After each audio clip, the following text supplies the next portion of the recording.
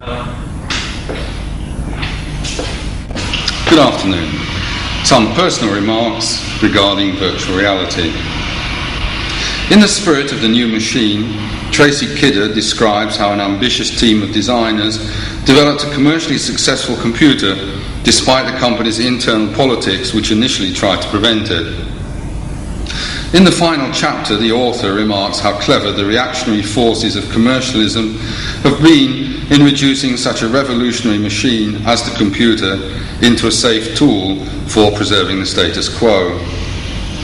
To be honest, I'm not sure that the reactionary forces will win. The computer does not seem to shed its subversive paradoxes too easily. The design, production and marketing of hardware and software is a risky business, and there have been many commercial victims of miscalculation. Will Microsoft succeed in gaining a monopoly? And if they do, what effect will this have on society in general? It is even too early to know, for example, how the fight for control over the Internet and the World Wide Web will eventually be decided. PC or net computer, chaotic individualism or an ordered hierarchy, individual freedom in a consumer paradise, or the hell of enforced wage slavery in a monopolistic capitalism. Brave New World, 1984, or what? The future remains, I hope, labile and unpredictable. Nevertheless, the computer may be unintentionally subversive. It is certainly not openly revolutionary. The reactionary forces have indeed largely succeeded in using Pandora's little black box without apparently actually having to open it. While virtually every aspect of modern life is becoming more and more dependent on the functioning of the computer, there are very, very few people who are interested in understanding the nature of the thing we are so dependent on. Employer, employee and hobbyist are generally more interested in the computer as a tool for gaining money and status than as a medium for understanding the world we are creating. So, returning to Tracy Kidder's original question, we ask again how it is possible that so potentially revolutionary apparatus as the computer can be packaged and presented as something normal, unimportant and safe. There are, I believe, at least two main means through which this illusion is performed. Perhaps the most pernicious in its pervasiveness, its subtlety and its effectiveness is the user-friendly interface. Yes, I know it's a little like telling somebody that their lovely, cuddly pet dog is in fact a killer infected with rabies, but nevertheless the Faustian pact between programmers, marketing managers and clients to keep users as ignorant as possible is probably about as socially responsible as selling heroin on the school playground. It is certainly very similar in effect. Otherwise, how could it be possible that a formal, rule-based machine becomes the basis for a society which is becoming less and less able to understand or accept the restraints of formal rules? How is it otherwise possible that we can believe that all our desires should be instantly satisfied without limit, and there are no social restraints, provided we separate our newspapers from our jam pots to prevent the world ending through global warming? How otherwise could we believe that we can consume and communicate freely and anonymously when surrounded by electronic servants that do nothing else but store and process information, increasingly about us and our consumer habits? How otherwise could we be so stupid as to believe that we could be master instead of servant of a machine which we know nothing but which knows everything about us? Without the user-friendly interface, we'd be forced to think about the machine we were so dependent on. Surely clever people using stupid computers are to be preferred above stupid people using clever computers. But how are people to become clever if they are told there is nothing for them to learn and the computer is designed to support their existing image of the world? The second, and possibly related, means of preserving the reactionary illusion is the return to an artificially created photographic realism. Unfortunately, our society is still largely bound by the supposed division between mathematics and language, the objective description and the subjective expression, the sciences and the arts, and so it is difficult to trace the interactions between art, science and technology within society. The perceived effect of the invention of the photographic camera on visual art is well known. Unable to compete with the mechanically produced images of the interplay of light on the exterior surfaces of the visible world, the artist began to search for images that were under the surface of apparent reality. Less understood are the possible effects of the new, so-called abstract art on the scientific perceptions of reality.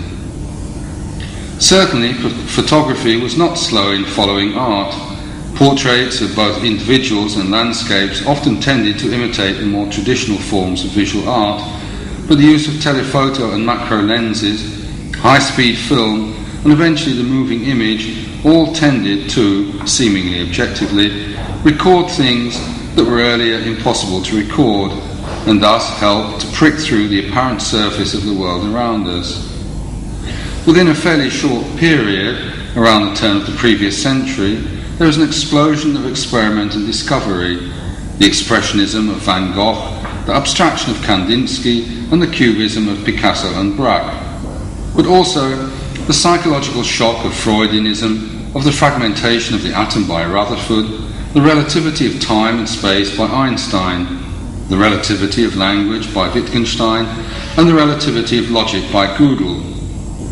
From the 1860s, with the mathematical discovery of non-Euclidean geometry, to the 1960s, with the social discovery of flower power, there certainly lies an exhausting century of artistic, scientific, cultural and political revolution. In the 1970s and the 1980s and the 1990s, the growing forces of reaction and counter-reaction began to clash in complex and often chaotic ways. In the Netherlands, it seems that people waited for 1984 to pass before introducing the tools which would enable the scenario in the famous book with that title to be realised. The Macintosh computer was by then informal enough to be acceptable to the powerful social sector who, conformed to social divisions in society, were so terrified by formal systems that they had not noticed that they had already abandoned everything in favour of a kind of social cybernetics based on the very systems in which they were most afraid of. In the same time, the foundations SCAN in Groningen and the Hogeschool voor de Kunsten in Utrecht, in collaboration with the Foundation for Creative Computer Application in Rotterdam, were importing, largely from the University of Ohio and the Polytechnic in Middlesex, the ability to generate photorealistic images and animations.